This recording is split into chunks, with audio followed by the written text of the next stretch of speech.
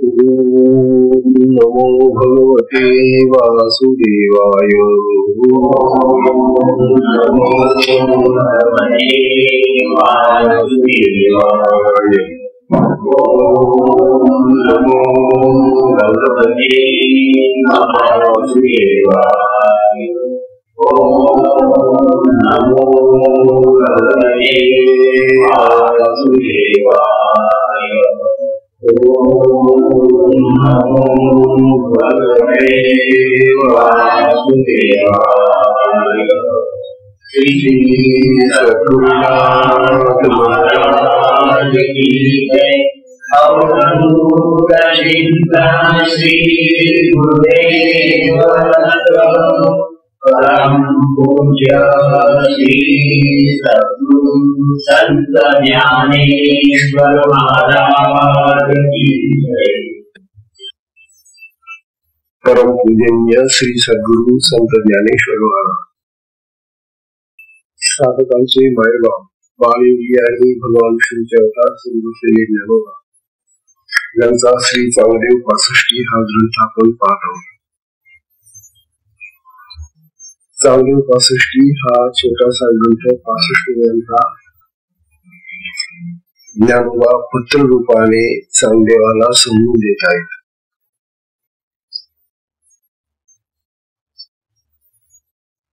वास्तविक हा गुरु शिष्यांचा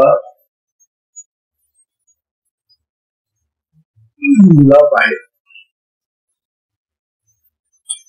एक गुरु स्थानी आहेत आणि एक शिष्य स्थानी आहे, परंतु ज्ञानोबा असे महान आहे की ते आपण गुरु आहोत हा भावच देत नाही आणि चांगदेवालाही माझा शिष्य आहे अशा दृष्टीने पाहत नाही। ही मानता या ग्रंथाची। पण गुरु शिष्य संवाद असा कुठेच आलेला नाही। ज्ञानेश्वरीत आलेला आहे, भगवद्गीतेत गुरु शिष्य संवाद आलेला आहे, अनेक ग्रंथांमध्ये आलेला आहे, परंतु या ठिकाणी एक गुरु आणि एका शिष्याला उपदेश करतो आहे असं कुठे चाललं प्रश्नोत्तर नाहीये। शिष्य वारंवार प्रश्न विचारतो, गुरुला काही समजलं नाही तसा प्रश्नोत्तराचाही काही संबंध नाही, संवाद नाही। असा अलौकिक ग्रंथ आहे, पत्र आहे साधं। पण साधं पत्र म्हणता तर ते असं चिरंजीव आहे की ते 700 वर्ष 800 वर्ष झाली तरी चिरंतन अखंड टिकणारं पत्र आहे। पत्राचा विषय साधारणतः आपला जो लौकिक लोकांचा असतो तो सर्वसामान्यपणे साधा असतो पत्राचा विषय। पण या ठिकाणी जो पत्राचा विषय आहे तो सामान्य नाहीये आणि विशेषतः जी आजची ओवी ज्ञानोबा आपल्याला सांगणार आहे, मी चांगदेवाला सांगणार आहे, ती ओवी तर फारच महत्वाची अशी ओवी। कालच्या ओवीमध्ये तरी सोपेपणा होता प्रश्न। काल ते म्हणत होते की वाद्य जाते वीण ध्वनी, काष्ट जाते वीण बंधी, तैसे विशेष ग्रासुरी स्वयंची असे। काल ज्ञानोबा चांगदेवाला सांगत होते की अरे चांगदेवा, वाद्य अनेक प्रकारची जी वाद्य असतात ती असली म्हणजेच आपल्याला ध्वनी ऐकायला येतो का? ध्वनी तर विश्वात भरून राहिलेला आहे। वाद्य हे त्या ध्वनीचं एक माध्यम बनतं, त्याच्यामधून तो प्रगट होतो। म्हणून वाद्य नसली तरी ध्वनी असतो। किंवा काष्ट जाते वीण बंदी, लाकडापासून अगदी तयार होतो हे करत असत, परंतु लाकडं नसली तर अगदी नसतोच का असं नाही। तसंच ज्ञानोबा म्हणतात विशेष ग्रासून स्वयंची असे। म्हणून ह्या ज्या विशिष्ट गोष्टी असतात त्या सगळ्या समाप्त करून, सगळ्या ज्या माध्यमाच्या गोष्टी आहेत त्यांना सोडून हा जो आत्मराज आहे आपल्या देहामध्ये तो अखंड राहतो, स्वय राहतो, स्वतः राहतो. ही कालची ओवी आपण पाहिली आणि या ओवीवरच कालचं आपण पाहिलं. आजची ही जी ओवी आहे ती तर बाबा काय विचारतात.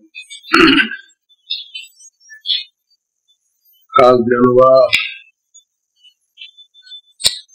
हे सगळं सांगत असताना आत्म्याचं, आत्मराजाचं, परमात्म्याचं महत्व सांगत असताना दासबोधातली ओवी पाहिली होती आपण समर्थांची. जेणे परमार्थ ओळखीला तेणे जन्म सार्थक केला. हा मनुष्य जन्म क्वचित मिळतो. अनेक अनेक अनेक अनेक अनेक प्रकार जन्मानंतर पुण्य आणि पाप जेव्हा समान होत तेव्हा हा मनुष्य देह आपल्याला प्राप्त होतो. थोडस जरी पाप जास्त राहून गेलं तर लगेच खालचा जन्म, मनुष्यापेक्षा खाली जेवढे प्राणी जाते तिसरे जावं लागतं. आणि पुण्य जर अधिक असलं तर देव, गंधर्व, यक्ष, किन्नर वगैरे हे वरच्या योनीमध्ये जातात. हा मनुष्य देह फक्त दोन्ही सारखे पाहिजे. पापही तितकंच आणि पुण्यही तितकं. तराजूचा काटा सारखा राहिला पाहिजे.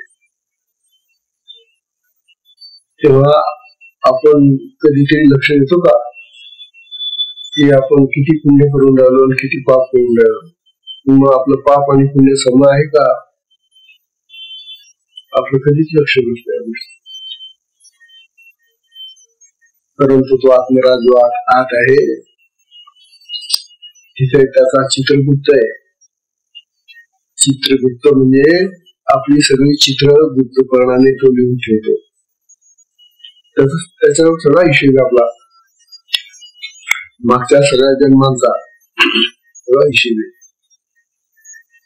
म्हणून या चित्रगुप्ताला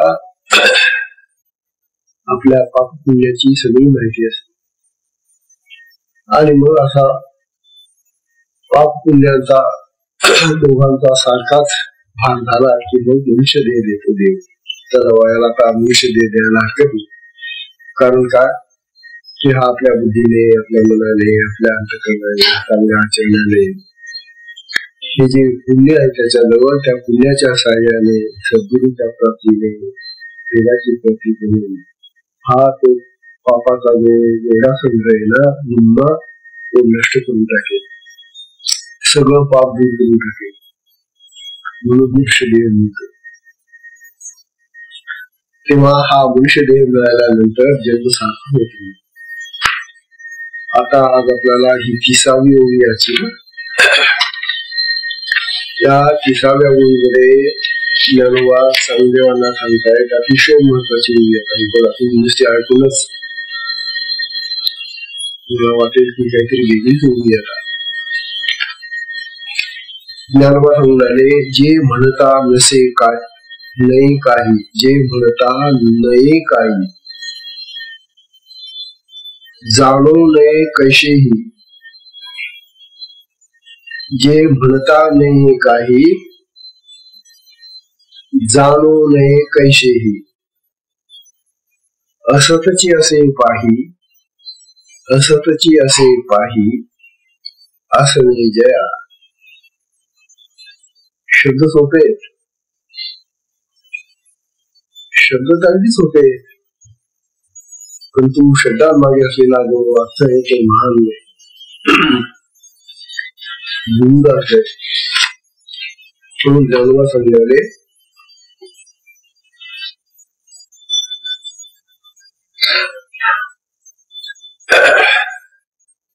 जे म्हणता नसे काही नाही काही, ज्याला काहीच म्हणता येत नाही.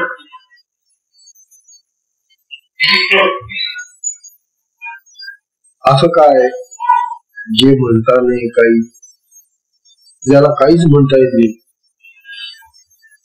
असा आत्मा. आत्मा हा शब्द सुद्धा आम्ही लावलेला आहे. हा शब्द आहे आणि शब्द म्हणून जेवढे आहेत ते आपले, ते मायेच्या अंतर्गत येतात. सगळे शब्द डिक्शनरी देवाने बनवलेली का? डिक्शनरीतले शब्द देवाने तयार केले, तेव्हा डिक्शनरी शब्द भाषा ही माणसाची कृती आहे, मानव कृती आहे, ती आत्मकृती नाही. म्हणून आत्म्याला कुठल्याही शब्दाने आपल्याला संबोधन करता येत नाही. आत्म्याला कुठलाही शब्द लागू होत नाही, कारण सगळे शब्द मायेच्या अंतर्गत येतात आणि भगवंताला माया स्पर्श करत नाही. तो मायातीत आहे. मग जे म्हणता नसे काही नाही, काही त्याला काहीच म्हणता येत नाही. म्हणजे काय बा, एखादी वस्तू असावी आणि ती वस्तू कशी आहे, काय आहे, हे आपल्याला जर सांगायचं झालं तर शब्द वापरावे लागतील ना. जगामधले आपले सगळे व्यवहार शब्दांनी होतात. कोणी एखाद्या परदेशातून एखादी काही पाहून आला वस्तू आणि तो जरा इथं आला तर का तुम्ही काय काय पाहिलं, आपण विचारतो का दिलं. मग त्याने पाहिलेल्या ज्या वस्तू असतात, त्याने पाहिलेलं जे जे असेल ते तो शब्दांच्या माध्यमाने आपल्याला वर्णन करून सांगतो आणि मग आपल्याला कळतं. परंतु त्याला जर सांगितलं, अरे तुझ्यामध्ये जो आत्मा आहे ना, तू सांग बरं कसं आहे,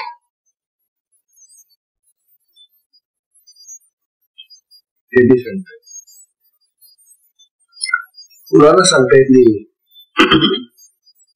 आत्मा आपल्या देहात असूनही आणि तो अखंड असूनही आपल्या जन्माच्या अगोदरपासून आणि मरणानंतरही तोच अखंड राहतो.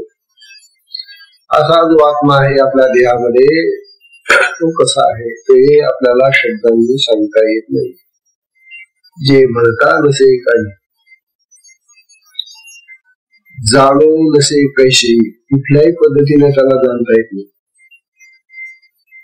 या पद्धतीने, त्या पद्धतीनं, या मार्गाने आपल्याला आत्म्याला जाणायचे, जाणून घ्यायचे.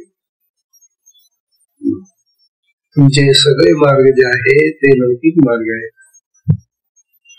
तुमचे जे मार्ग आहेत, तुमचे मार्ग तुमच्या या लौकिक जीवनातले मार्ग आहेत आणि त्या मार्गाने आत्मा कधी लब्ध नाही, लाभत. विचित्र हो आत्मा कुठल्या शब्दांनी सांगता येत नाही, कुठल्या मार्गाने सापडत नाही, जाणता येत नाही. आणि असं असूनही असतच असे पाहिजे आणि तो अखंड राहतो. म्हणजे जरी तो तुम्हाला जाणता आला नाही आणि जरी तो तुम्हाला सांगता आला नाही, तरी तो नेहमी आहे तुमच्या देहामध्ये. तो असतच पाहिजे, असं नाही ज्या, आणि त्याचं कामच हे असं नाही, अस्तित्वात राहतो, अखंड राहतो. विचित्र अशी तर जगात वस्तू नाही हो, ही जी आहे अखंड आहे, अगदी आपल्या अगदी जवळ आहे. बाकीच्या गोष्टी तरी थोड्याशा लांब आहेत. हा हात आपला लांब आहे, नाक लांब आहे, आपलं सगळं लांब आहे, पण तो सगळ्यात जवळ आहे. इतका जवळ राहून सुद्धा तो कळत नाही, त्याच्याबद्दल सांगता येत नाही आणि तो सतत राहतो. जेव्हा त्याला ओळखतात, हे ब्रह्मज्ञान आहे, हे आत्मज्ञान आहे. हे आत्मज्ञान ज्याने जाणलं तो मुक्त होऊन जातो, तो त्या ब्रह्मस्वरूपामध्ये जातो, तो आत्मस्वरूपात जातो. असा हा विषय. तेव्हा आत्मा हा कुठल्याही तऱ्हेनं जाणता येत नाही आणि सांगता येत नाही. मग आता ज्ञानोबा चांगदेवाला ऐकून चांगदेव तर आणखी जास्त भ्रांती पडला. अहो ज्ञानोबा असं काय सांगता तुम्ही, त्याला सांगता पण येत नाही त्याच्याबद्दल आणि त्याच्याबद्दल जाणता पण येत नाही, तो अखंड राहतो असं तुम्ही म्हणता. मग आता आम्ही काय करावं? ठीक आहे, जो उपदेश करतायत ज्ञानोबा, तो ज्ञानोबाचा उपदेश हा असा काही गुण आहे त्या चांगदेवाला काही समजत नाही. आपल्याला कुठं समजून राहिला? आता जे आपण सगळे इथे बसलो आहोत, मी सुद्धा, आपल्याला कुठं समजून राहिलं की जो दिसत नाही, सांगता पण येते, तो अखंड राहतो, त्याची जाणीव पण होती, अनुभव आहे. मग त्याला कसं काय पाहणार, कसं काय बोलणार, त्याशी काय करणार, तसं मग करायचं कसं काय? म्हणून अज्ञानी लोक म्हणतात की आत्मा नाहीच नाही. नास्तिक जेवढे लोक आहेत ना, नास्तिक, देवाला न मानणारे, आपल्याला न मानणारे, ब्रह्माला न मानणारे, असे जे लोक आहेत ते म्हणतात कसला आत्मा तुमचा सांगता येत मला, आणि ज्याची जाणीव पण होती, ज्याचं ज्ञानही कळत नाही, मग काय असेल तो असेल तर दाखवा. म्हणून नास्तिकवाद उदयाला आलेला आहे. चार्वाकवाद आपल्याकडे जुना चार्वाकवाद, चार्वाक नावाचा असाच एक महान पंडित होऊन गेला. पंडित सुद्धा परंतु त्याचं एक दर्शन आहे चार्वाक दर्शन. आणि या चार्वाकाने सांगितलं ऋणकृत्वा घटम पिबे, काय करा, तुमच्याजवळ पैसा नाही ना, मग ऋण काढा, कर्ज काढा, आणि काय करा, घटम पिबे, दूध प्या, पैसा नाही ना तुमच्याजवळ, खुशाल तुम्ही कर्ज काढा आणि त्या कर्जाच्या पैशाने तुम्ही मजा करा, खा प्या. त्या कर्जाचा विचार करू नका, ते कर्ज दिलंच पाहिजे परत असंही काही समजू नका.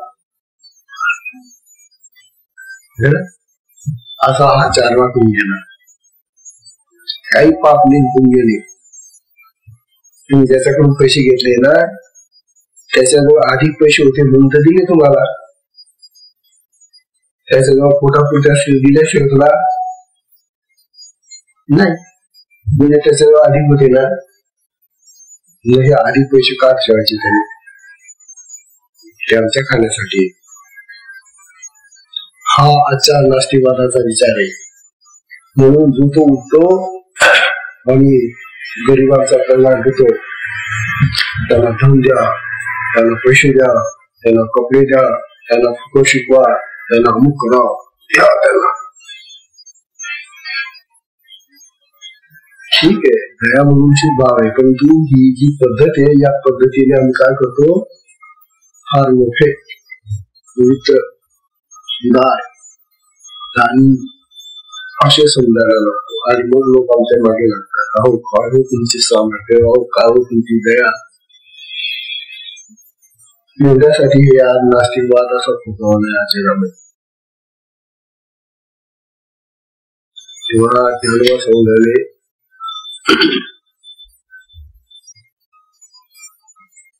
द्रष्टा आणि दृश्य याला बाजूला साधलं.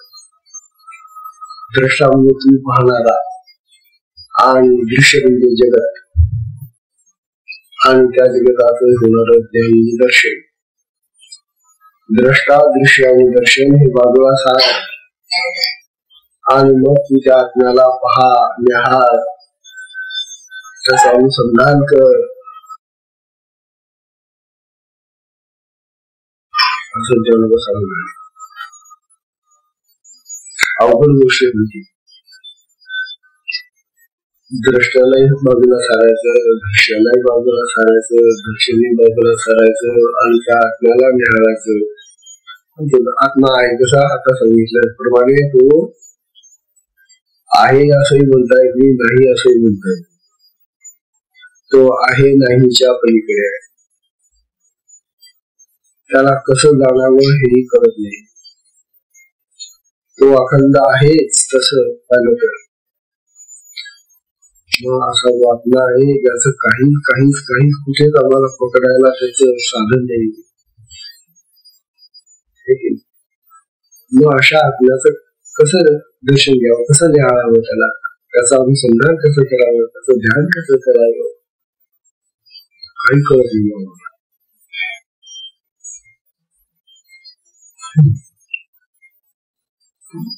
समर्थांची मुलगी आहे, आत्माराम नावाचा एक छोटासा ग्रंथ आहे, रामदास स्वामी पाहिलाय. त्या दासबोधापेक्षा सुद्धा अतिशय छोटासा ग्रंथ आत्माराम. त्या आत्मारामामध्ये सहज रामदास स्वामी म्हणतात, जो नामरूपा वेगळा तो आत्मा कसा आहे, नाव आकार याच्यापेक्षा वेगळा आहे. हे काहीच लागत नाही त्याला, त्याला नाम नाही, त्याला रूप नाही, त्याला आकार नाही, काहीच नाही त्याला. जो नाम रूपा आगळा वेगळा, जो ये माये निराळा, आणि ही जी माया आहे सगळी जगाची याच्यापेक्षा वेगळा आहे. तो मायेत येत नाही. माया म्हणजे जी दिसते पण असत नाही तिला माया म्हणतात बरं का, लक्षात घ्या. माया म्हणजे काय, जी दिसते, वाटते, खरी आहे असं वाटते पण तू खरी नसते, ती भासते केवळ, तिला माया म्हणतात. जसं आता हे अंधार, हा अंधार भासते की आहे ना, आहे पण असतो का काही, अंधार नावाचा काही पदार्थ आहे का, कशी माया आहे. माया या अंधारासारखी आहे, म्हणून तिला विद्या अज्ञान असं म्हटलं गेलेलं आहे. तेव्हा ज्ञान म्हणतात, स्वामी समर्थ म्हणतात की तो आत्मा मायेपेक्षा अगदी वेगळा आहे, निराळा आहे. जेथे जाणीवीची कळा सर्वथा न चले, तिथं जाणीवीची कळा चालतच नाही. कुठल्याही तुमच्या ज्ञान यंत्राने तो पाहता येणार नाही. तुमच्याजवळ जी 5 ज्ञान यंत्र आहेत, 5 ज्ञानेंद्रिय आहेत ना, त्या 5 ज्ञानेंद्रियापैकी कुठलेही इंद्रिय तिथं जाऊ शकत नाही. ती 5 काय, आणखी 4 मध्ये आहे, अंतःकरणामध्ये, मन बुद्धी चित्त आणि अहंकार, 4 आणि 5 बाहेर आहे. 5 बाहेर कोणते बघा, डोळा, कान, नाक, जीभ आणि स्पर्श, ही 5 ज्ञानेंद्रिय आहेत. यांच्यानी आपल्याला जगाचं ज्ञान होतं. तसंच मन आहे, मनाने आपण पुष्कळ गोष्टी जाणतो. बुद्धी आहे, बुद्धीने विचार भावना जाणतो. चित्त आहे, चित्ताने आपण या गोष्टी वृत्तीने जाणतो. आणि त्याच्याने आपण जगामध्ये वावरतो.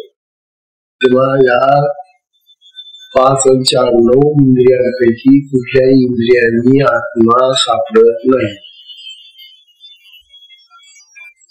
अरे बापरे, मोठे पंचायत इंद्रिय.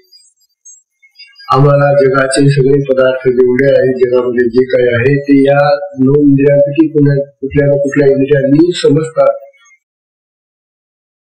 पण आत्मा हा असा काही आहे की जो या 5 इंद्रियांच्या ताब्यात येत नाही, 5 इंद्रियांनी सापडतच नाही. तुम्ही म्हणाल असं का करतो ते? अहो, या 5 इंद्रियांना जाणण्याची शक्ती तो आत्मा देतो. हे त्याला जाणते, ही जी 5 इंद्रिय जवळ आहेत ना, हे नाक आहे, वास येतो, कान हे शब्द ऐकतो, डोळे रूप पाहतात, ठीक आहे, जीभ चव देते, हात पाय स्पर्श घेतात. हे जे जाणण्याचं कार्य आहे ना, किंवा ते मन आहे, किंवा ती बुद्धी आहे, किंवा ते चित्त आहे, किंवा तो अहम आहे, या सगळ्यांना जे ज्ञान आहे ना, जे जाणतात नाही, हे ज्ञान त्या आपल्याकडून आलं. त्यांच्यामुळे आमची इंद्रिय ही ज्ञानेंद्रिय झालेली. मग त्याच्यामुळे जर ही पाहतात ज्ञानेंद्रिय झाली तर ही त्याला कशी पाहणार? ही त्याला नाही पाहू शकत. पाहणं किती आमच्या कुठल्याही ज्ञानेंद्रियाला तो कळत नाही, तो सापडत नाही, तो ज्ञानेंद्रियाचा विषय होत नाही आणि तू मात्र आहे म्हणून. आणि म्हणूनच काय लोक म्हणतात जर कुठल्या ज्ञानेंद्रियाने तो सापडत नसेल तर तो नाही समजा कटकट मिटली जाऊ द्या, नाही का?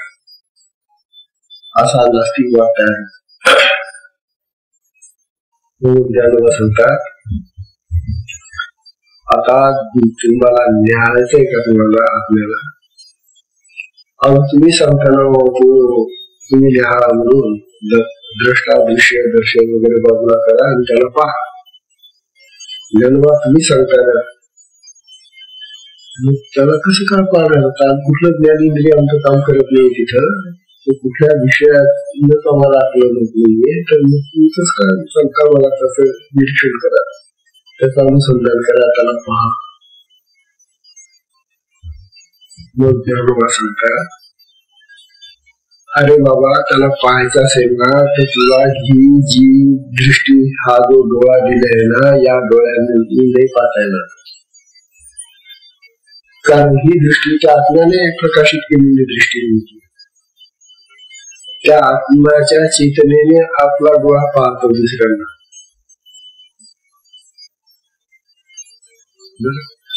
म्हणून या साध्या दृष्टीने तो दिसत नाही. मग त्याला कोणती दृष्टी? तर त्याला दिव्य दृष्टी लागते. आता आपण भगवद्गीता वाचलेली आहे, ज्ञानेश्वरी वाचलेली आहे. म्हणून त्यांनी अर्जुनाला दिव्य दृष्टी दिली आणि सांगितलं की अर्जुना हे बघा, तुम्हाला दर्शन घे, तुला मी दिव्य दृष्टी देतो आणि त्या दिव्य दृष्टीने तू मला पाहशील. अशी दिव्य दृष्टी आपल्याला प्राप्त झाली की त्या दिव्य दृष्टीने मग आपल्याला आत्म्याचं स्वरूप कळेल. जसं अर्जुनाला त्या दिव्य दृष्टीने त्या भगवंताचं ते विश्वदर्शन झालं. सगळा विश्वास तो कृष्ण बनलेला आहे. कुठे असते, कशी मिळते ते सांगतात. ती दिव्य दृष्टी देणारा आहे तो आत्मा. भगवान आहे ना, भगवान, आत्मा, परमेश्वर, परमात्मा, ब्रह्म ही जितकी नावं असतील ना ती त्या आत्म्याची नाव आहे. त्यालाच परमात्मा म्हणतात, त्याला कोणी परमात्मा म्हणतात, कोणी भगवान म्हणतात, कोणी ईश्वर म्हणतात, कोणी नाना नावाने त्याला संबोधलेले. मग तो आत्माच आपल्याला ती दिव्य दृष्टी देऊ शकतो ना. तेव्हा जे दिव्य दृष्टीचं आपला दर्शन आहे ते दर्शन आपल्याला प्राप्त व्हावं म्हणून मग आता काय झालं कृष्ण आपल्या डोळ्याला तर पाहता येते त्या भगवंताला, त्या आपल्याला. मग या डोळ्यांमध्ये आणखी दिव्य दृष्टी घेऊन आपण त्याला पाहावं असं म्हणतात. ती दिव्य दृष्टी कशी मिळवायची तो मिळणार आपल्याला. ज्ञानेश्वरीमध्ये 10व्या अध्यायामध्ये हा विषय आपण 10वा 11वा अध्याय ना, 11वा अध्याय विश्व दर्शनाचा आहे आणि 10वा अध्याय विभूती दर्शनाचा आहे. त्या अध्यायामध्ये ज्ञानोबा सांगत होते आपल्याला. त्यावेळेला आपल्याला काही कळलं नाही. ज्ञानोबा म्हणतात कैसे अनुग्रहाचे करणे, कैसे अनुग्रहाचे करणे, पार्थाचे पाहणे न पाहणे, पार्थाचे पाहणे न पाहणे, दया सकट ही नारायणे व्यापुनी घेतले, दया सकट ही नारायणे व्यापून घेतले. त्या अर्जुनाला सगळी त्या दिव्य दृष्टीनं अशी काही दिव्य दृष्टी दिली भगवंताने की त्याचं पाहणं न पाहणं हे सगळं नाहीसं करून टाकलं. आपण पाहतो आणि पाहत नाही अशा दोन्ही गोष्टी आपल्या आहेत चाललेल्या आहेत. नेहमी पाहतो पाहतच असतो. रात्री काय करतात, रात्री वेळ उद्या सगळं. मग रात्री तुमचे जर डोळे बंद असतील तर मग पाहणं होतं का? इथे न पाहणे, जेव्हा तुम्ही डोळे बंद करता तेव्हा तुमचं न पाहणं चाललेलं आहे आणि तुम्हाला जाग आलेले डोळे उघडले की तुमचं पाहणं सुरू होतं. तेव्हा हे जे पाहणं आहे आणि हे न पाहणं आहे हे दोन्ही नाहीसं करून टाकतात. पाहणे आणि न पाहणे याच्या पलीकडे असणं जे आहे ते दाखवतो. हा विषय हा थोडा. तेव्हा पाहणे न पाहणे याला व्यापून त्याच्या पलीकडचं जे दर्शन आहे ते तो आत्मराज देतात. भगवंतांनी ते दिलं त्याला, अर्जुनाला, त्याला व्यापून टाकलं त्या दिव्यदृष्टीने आणि तेव्हा तो त्या भगवंताचं ते विश्वदर्शन पावलं. मग आता आपल्याला कुठे मिळेल तसा भगवान. त्या अर्जुनाला तर बरं झालं ते भगवान कृष्ण गेला, त्याला तोपर्यंत सुद्धा वाटत नव्हता की हा कृष्ण भगवान आहे. त्याला सामान्य यादव कुळातला मंदाच्या घरी वाढलेला गोपाळ आहे. ठिकाणी गोपाळ होते ना, गोपालन करणारे ते गोपाळ. गोपाळ म्हणजे गाईचं पालन करणं, गाई राखणारे लोक. तसा हा तिथे होता, गोपाळ होता, गाई राखत होता. तेव्हा हा भगवान आहे हे कुणालाच माहिती नव्हतं आणि अर्जुनाची अशी खात्री नव्हती. अर्जुन त्याला आपला मित्र समजत होता. मित्राच्या दृष्टीने तो गोष्टी करायचा बरोबरीच्या कृष्णाच्या बरोबर. पण जेव्हा आता हा युद्धाचा प्रसंग आणि ज्या वेळेला अशी स्थिती आली त्यावेळेला भगवंतांनी अर्जुनाला ते आपलं स्वरूप प्रगट केलं आणि मग ते विश्वदर्शन पाहिल्यानंतर तो म्हणायला लागला की कृष्णा तू तसा, अरे मी जे तुला समजत होतो तू तसा नाही बाबा. तू खरा परमात्मा आहे, तू खरा देव आहे, तू भगवान आहे, तू ब्रह्म आहे, तू सगळं काही आहे बाबा. मग त्याची खात्री. तेव्हा आपली सुद्धा खात्री पटावी लागते. आपली खात्री पटत नाही जशी अर्जुनाची पटत नव्हती. का? पण अर्जुनाला त्या कृष्णांचं जे चरित्र माहिती होतं त्या चरित्रावरून हा कृष्ण एक सामान्य एक अगुराकी आहे, गोपाळ आहे, यादव आहे, यादव कुळातला एक माणूस आहे.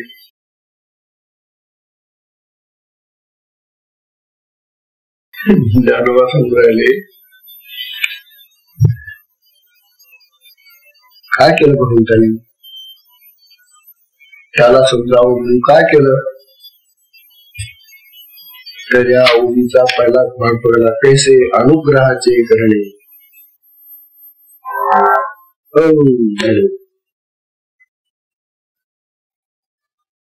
अनुग्रह हा शब्द वापरला जातो.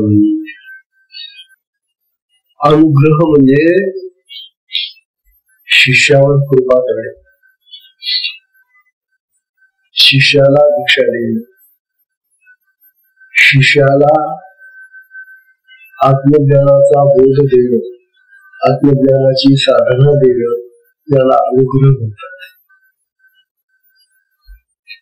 कैसे अनुग्रहाचे करणे म्हणतात.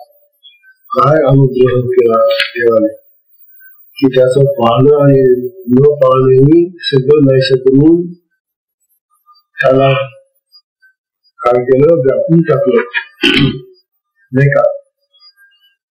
तया सकट नारायणे व्यापून टाकले. तर हे अनुग्रह करण्याचं कार्य कोण करतो असा प्रश्न आला. अनुग्रह कोण देत? कोणाकडून अनुग्रह मिळतो आपल्याला?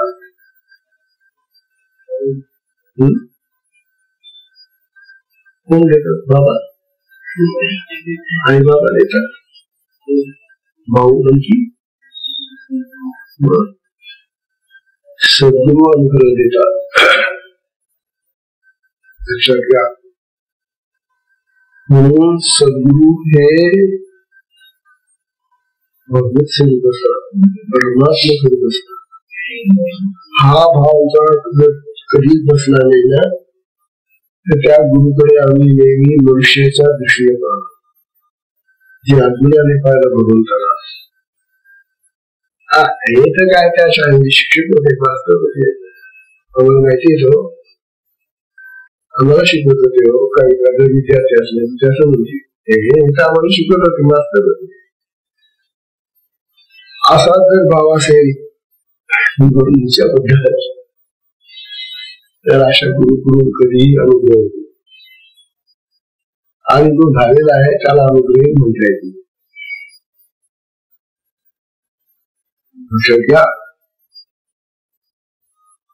अनुग्रहासाठी तो शिष्य असा तयार असावा लागतो की तो त्या व्यक्तीला, त्या मनुष्य देहाला, मनुष्याचा देत असणार गुरुला,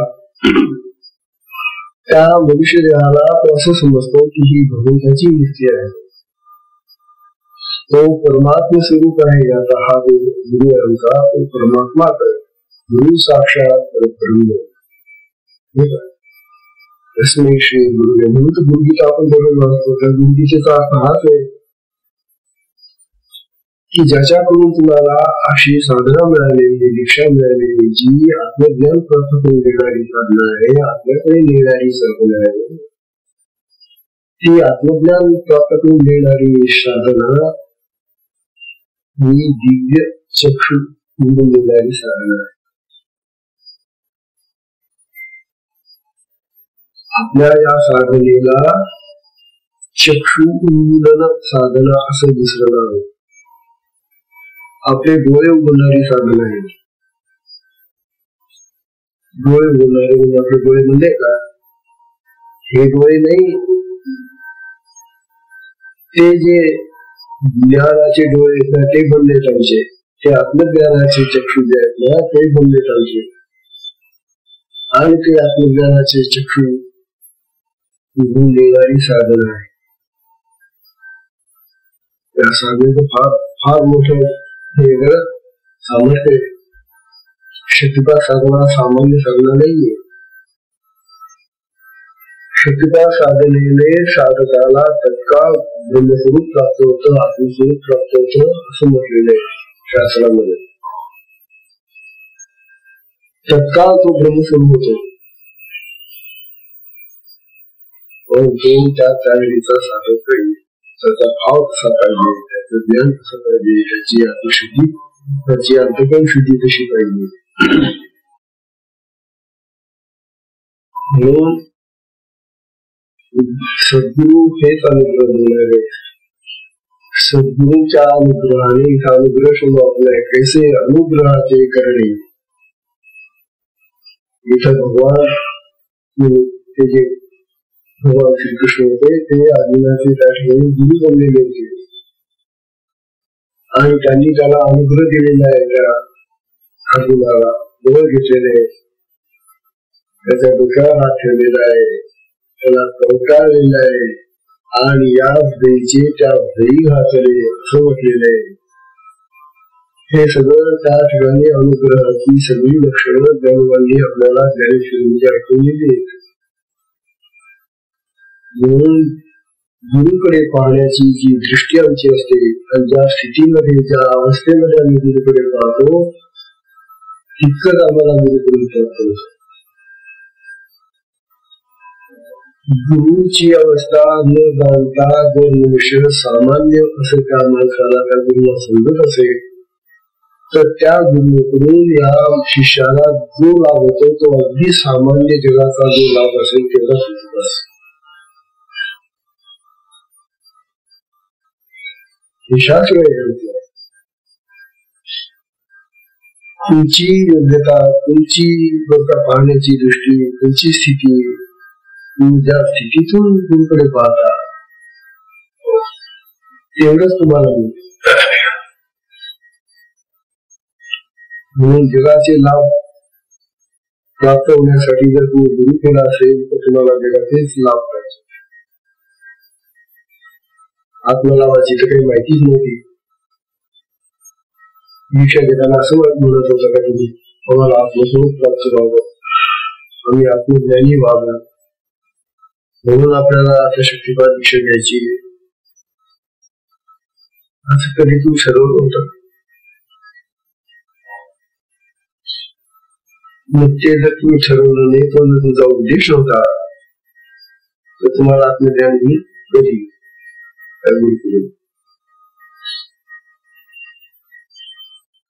भयानक आहे. म्हणून ही जी ओवी आहे या ओवीतून त्यांनी आपल्याला असं समजले की कैसे अनुग्रहाचे करणे. पार्थाचे पाहणे न पाहणे त्या सकट नारायणी घेतले. गुरु महान आहे. त्या गुरुबद्दल तर समर्थांनी इतकं लिहिलेलं आहे. दासबोधामध्ये पण लिहिलेलं आहे, आत्मारामामध्ये पण लिहिलेलं आहे. गुरुच ईश्वर आहे, गुरु भगवान आहे, गुरु परमात्मा आहे, गुरु ब्रह्म आहे, हे आपली गुरुगीता जरूर सांगते. किती वेळ गुरुगीता वाचली जर आमच्या डोक्यात ठसलं नाही ते, आणि आम्ही त्या गुरुला आम्ही एक मनुष्य समजून जावं, माणूस समजतो, तिथे तुमचं आपलं वाचन काही गुरुदेव परब्रह्म तस्मै श्री गुरुदेव नमः. गुरु परब्रह्म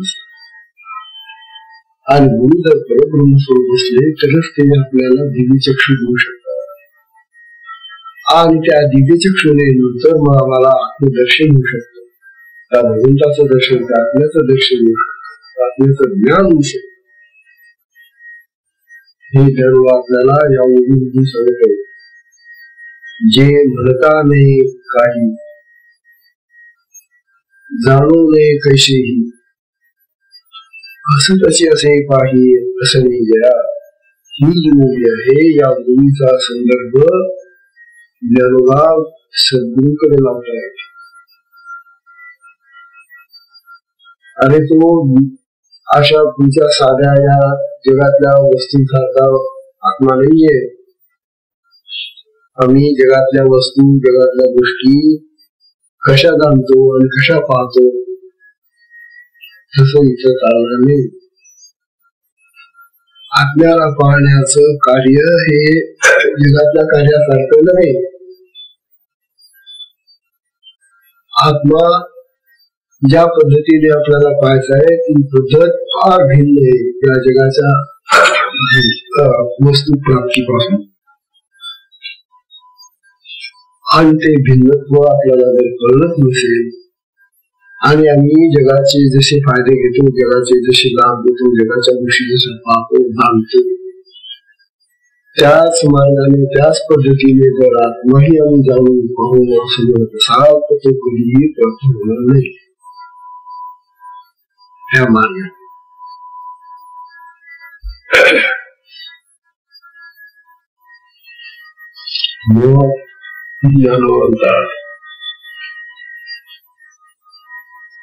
धन्यवंता या ठिकाणी ज्ञानोबा पाहिजे का कसे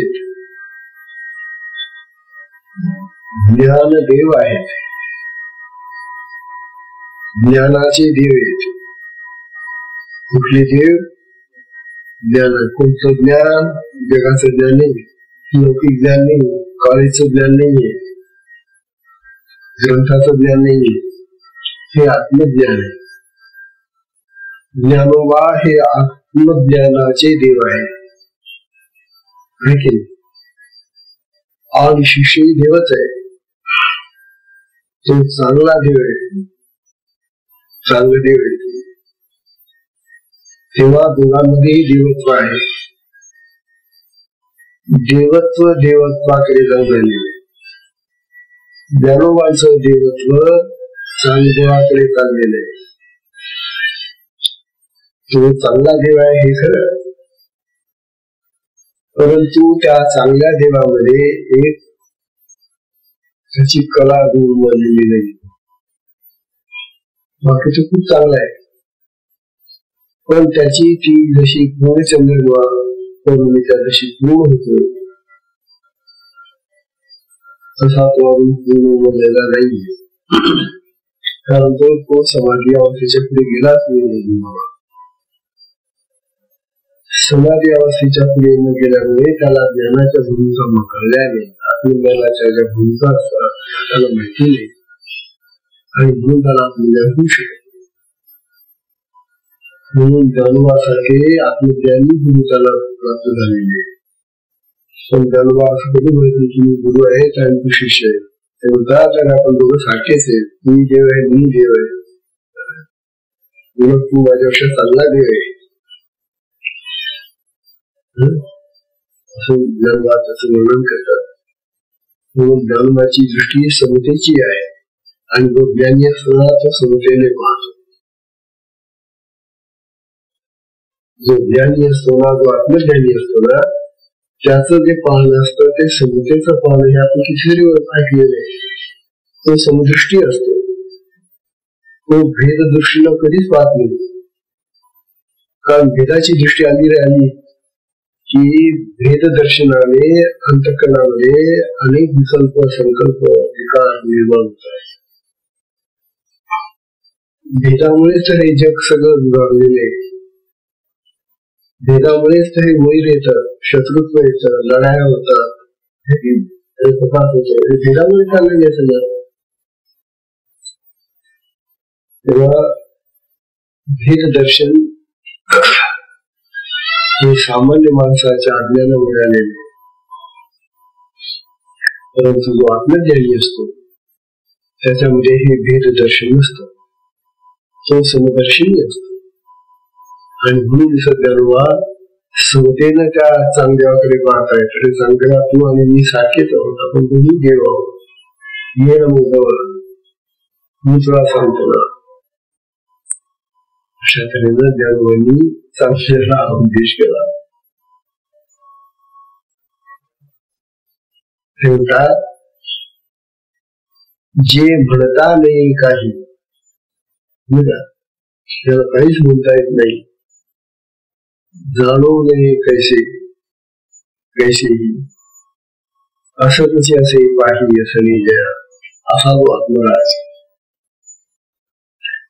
त्या आत्मराजाला जेव्हा पाहायचंय ना, तो आतापर्यंत जगाचं दर्शन घेतोय, जगातल्या गोष्टी करतो आहोत, परंतु राजा त्या आत्म्याकडे वळत होता.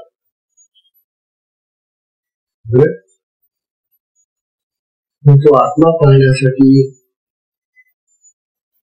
कोणत्या इंद्रियांना आम्ही तिकडे पाहतो त्याला पाहण्यासाठी. ज्ञानोबा स्पष्ट होतात, शास्त्राचं सांगतं बरं का, येतो वाचा निवर्तन्ते प्राप्ते मनसासह. हे उपनिषद सांगतं बरं का. शास्त्र असं सांगतं की येतो वाचा निवर्तन्ते अप्राप्य मनसासह. ही जी वाणी आहे ना, वाचा वाणी, ही वाणी मन बुद्धी चित्त सगळ्या लोकांनी विचार केला. अरे तो आत्मा तर आपल्या जवळच राहतो, म्हणे आपल्या त्यामध्ये जातो.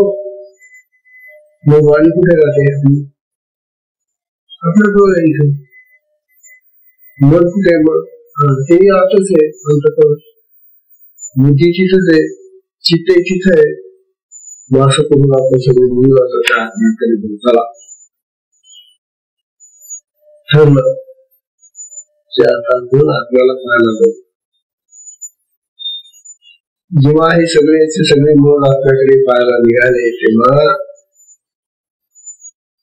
ते मन तर त्या दारामध्येच नेलं. अमन गेले, मन जात नाही. आत्म्याकडे जाताना मनाचा काही उपयोग ते अमर होऊन जात. म्हणजे नाही मनरहित अवस्थेत आहेच तसं.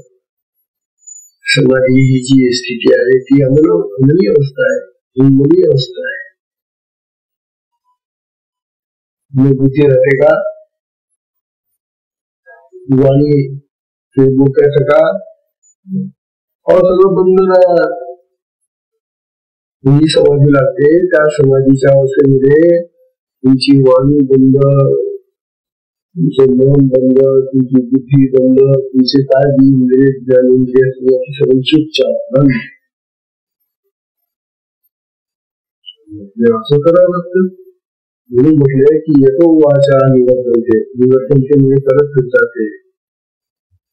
प्राप्त त्याला प्राप्त न करता मनसा असते, मला सहित करत जातात. त्यानंतर नाही बघा आपल्याला बुद्धी सगळी बनते.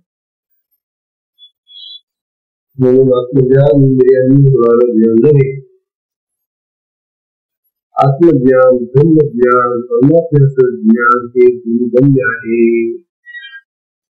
आणि गुरु म्हणजे आत्मा आहे असं समजा. गुरु ब्रह्मा असं समजा, गुरु परमात्मा आहे असं समजा. तर अशा गुरुकडून ते तुम्हाला जे ज्ञान आणि जे मार्ग मिळतील ते तुम्हाला आत्मज्ञानाकडे घेऊन असा विषय.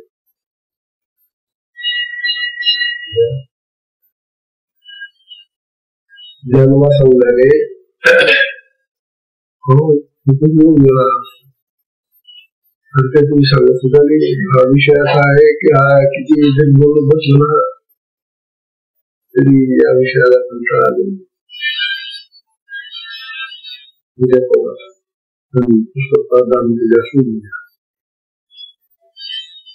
ही ओवी ही मागणी केली आहे जरूर लिहिलेली की सगळ्या आपल्या वेदांताचा सगळा सार जाणून टाकलं, आत्मज्ञान आणून टाकलं, आत्म्याचे स्वरूप आणून टाकलं. आणि शब्द तुमचीच होतो वापरले. जे म्हणता नाही काही जाणवणे कैसे